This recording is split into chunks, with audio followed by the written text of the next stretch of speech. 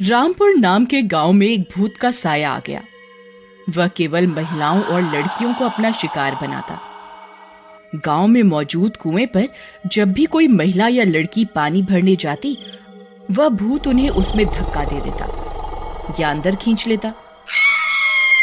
आश्चर्य की बात यह थी, कुएं में गिरने के बाद किसी की भी लाश नहीं मिलती। इसलिए किसी को पता ही नहीं चलता कि महिलाएं गायब कहाँ हो रही हैं। अरे भाई छुटकन, बहुत समस्या हो गई ये तो। मेरी तो पत्नी और बहन दोनों गायब हो गईं। पता नहीं उन्हें आसमान निगल गया या जमीन खा गई। हे ईश्वर, मेरी भी पत्नी 3 दिन से गायब है। कुछ समझ में नहीं आ रहा, आखिर कहाँ चली गई। पास ही खड़ी मीना और टीना उनकी बात सुन रही होती हैं। वो आपस में धीरे धीरे बात करने लगती हैं। क्या लगता है तुम्हें टीना, इनकी पत्नी और बहन कहाँ गायब हो गई होंगी? मुझे तो बहुत डर लग रहा है। अरे मुझे तो लगता है भाग गई होंगी किसी के साथ। ये लल्लन एक नंबर का शराबी है, अपनी बीवी और बहन से झगड़ा करता था। और ये छुटकन, ये एक नंबर का जुआरी, इसीलिए वो भाग गई। तू मत डर मीना। फिर वे दोनों उसी कुएं के रास्ते घर जाने लगती हैं।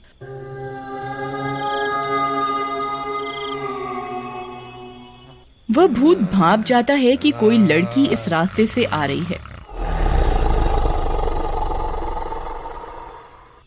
वो झट से एक सुंदर लड़के का रूप धारण कर लेता है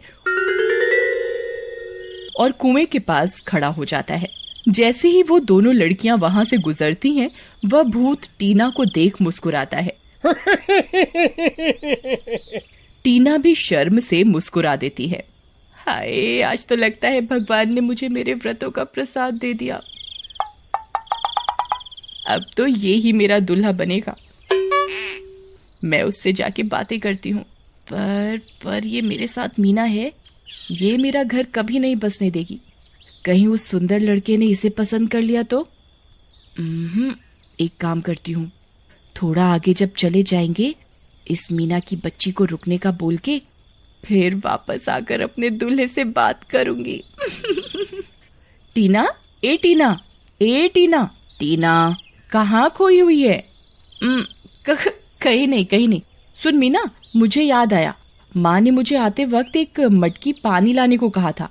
तू यहीं रुक मीना, मैं जल्दी से एक मटकी पानी लेकर आई। फिर टीना जल्दी से उस कुएं के पास पहुंच जाती है। वह देखती है वहां वो नौजवान खड़ा मुस्कुरा रहा है।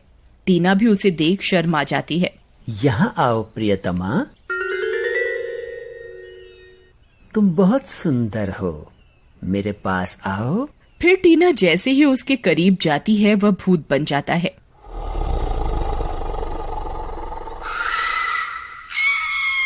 उसे भूत बनता देख टीना डर से कांपने लगती है और उसकी चीख निकल जाती है। जैसे ही वह चीखती है, वह भूत उसे पकड़कर कुएं में कूद जाता है।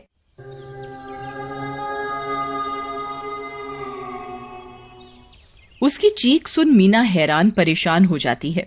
अरे, ये तो टीना की आवाज है। ये चीखी क्यों? कहीं कोई जंगली जानवर तो नहीं देख लिया? जैसे ही मीना वहां पहुंचती है, टीना का नामो निशान नहीं मिलता। टीना, ओ टीना, कहाँ गई तू? कहीं कुएं में तो नहीं गिर गई? वह कुएं में झांकती है, तब भी उसे कुछ नहीं दिखता।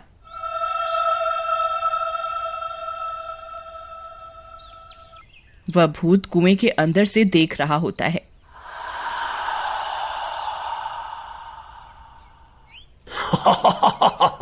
कहीं नहीं मिलेगी, जाके ढूंढ लो। अब तो चट कर गया मैं तेरी सहेली को लड़की। अब अगला नंबर तेरा ही लग जाए। बड़ी स्वादिष्ट लगती है। यह बात पूरे गांव में फैल जाती है। गांव में दहशत का माहौल फैल जाता है। सभी को लगता है कि कोई लड़की चोरी करने वाला गैंग गांव में आ गया है। उसी गांव का एक मनचला होता है जिसका नाम मटरू होता है। वह हमेशा लड़कियों को छेड़ता रहता या तंग करता रहता। वह अपनी छत पर पड़ा चारपाई पर बैठा हुआ होता है। तभी उसके पिता वहां आ जाते। कामचोर, एक हफ्ते से रोज सुबह सुबह काम पे जा रहा हूँ कहकर निकल जाता है। बता, कितने पैसे कमाए? क्या पिताजी, काम करो तो दिक्कत, ना करो तो दिक्कत, आ जाएंगे पैसे। हाँ, तो घर में बैठकर कौन सा तू सोने के अंडे देता है नालायक, आए दिन किसी न किसी लड़की को छेड़ता रहता है। वैसे भी अब गांव में न जाने क्या बला आ गई है, कितनी महिलाएं गायब हो गईं। फिर अगली सुबह मीना उसी कुएं के रास्ते पास के बाजार जा रही होती है। उस भूत को मीना के आने की आहट हो जाती है। वह जल्दी से कुएं के पास एक बीमार लाचार बुढ़े का रूप धारण कर लेट जाता है।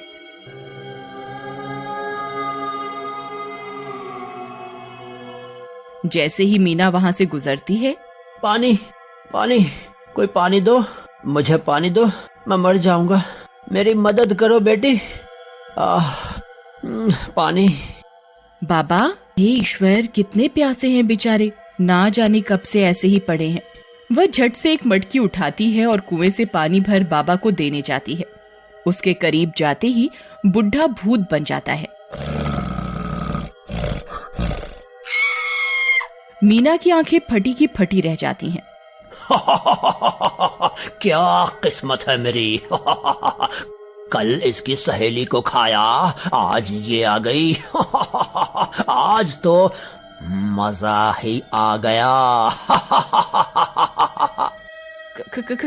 क्या आप टीना को खा गए भूत जी? मैंने आपका क्या बिगाड़ा है? मुझे छोड़ दीजिए भूत जी। छोड़ दूं ताकि तू मेरा राज जाकर सारे गांव को बता सके हैं? आज तो तू ही मेरा पेट भरेगी। फिर वह भूत मीना को लेकर कुएं के अंदर चला जाता है और उसे भी चट कर जाता है। शाम तक जब मीना नहीं आती, मीना की माँ बहुत परेशान हो जाती है। शाम तक ये बात पूरे गांव में फैल जाती है कि मीना भी गायब हो गई। रात होने पर मटरू अपने घर लौटता है। आ गए चांद नवाब, आवारागर्दी करके। मैं काम पर गया था पिताजी, अब मैं आवारागर्दी नहीं करता। ओहो, ऐसा कौन सा काम? मैंने तो आज पूरे गांव में पता किया, तुम किसी के यहाँ काम नहीं करते। ओहो पिताजी, मैं पास के शहर में सीमेंट मिल में काम करता हूँ। आप भी ना हमेशा शक करते रहते हैं। उसके पिता को यह बात थोड़ी अजीब लगती है। सीमेंट कारखाने में काम करता है और कपड़ों पर गंदगी का एक निशान भी नहीं। दाल में कुछ न कुछ तो काला है। अब कल सुबह मैं इसका पीछा करूंगा, तभी दूध का दूध और पानी का पानी होगा। फिर सुबह 6 बजने पर मटरू उठ जाता है और कपड़े पहनकर निकलने लग जाता है। कुछ देर में वह कुएं के पास पहुंचकर रुक जाता है। उसके पिता दूर एक पेड़ के पीछे छुप जाते हैं। ये कमबख्त यहाँ क्या करने आ गया? ये तो बोलता था काम पर जा रहा हूँ। फिर थोड़ी देर में वहां का नजारा देखकर उनके पैरों के नीचे से जमीन खिसक जाती है। वह देखते हैं कि मटरू एक भयानक राक्षस में बदल गया है और फिर कुएं में चला गया। ईश्वर, ये कौन से पापों की सजा मिल रही है मुझे? काम चोर तो पहले ही था, अब राक्षस भी बन गया। तभी उस रास्ते से महिला आ रही होती है। महिला को आते देख फिर से वह चालाकी पर उतर जाता है। बचाओ, बचाओ, मैं इस कुएं में गिर गया हूँ, कोई मेरी मदद करो, बचाओ, बचाओ। हाय दया रे दया, कौन गिर गया कुएं में? मैं इसे निकालकर इसकी जान बचा लेती हूँ। जैसे ही वह कुएं के अंदर झांकती है, एक हाथ कुएं से निकलकर उसकी चोटी पकड़ लेता है और उसे अंदर खींचने लगता है। बचाओ, बचाओ, कोई मदद करो। उसकी चीख पुकार सुन मटरू के पिता जल्दी से भागते हैं और उस औरत को उस भूत के कब्जे से छुड़ा लेते हैं। अरे ये क्या, ये कौन आ गया? ऐसे तो मेरा राज खुल जाएगा। अच्छा, तो तू ही उन बेचारी लड़कियों का शिकारी है, यहाँ छुप कर बैठ गया। आ मेरे सामने, रुक, तुझे अभी सबक सिखाता हूँ। मैं भी तेरा बाप हूँ, मुझसे कोई चालाकी नहीं चलेगी। वह फैसला करता है कि अब मैं गांव की और बेटियों की जिंदगी खराब नहीं होने दूंगा। वह कुएं का मुंह बंद कर देता है भारी पत्थरों से और वह भूत अंदर ही तड़पता रह जाता है। सभी गांव वाले मटरू के पिता के बलिदान की खूब सराहना करते हैं।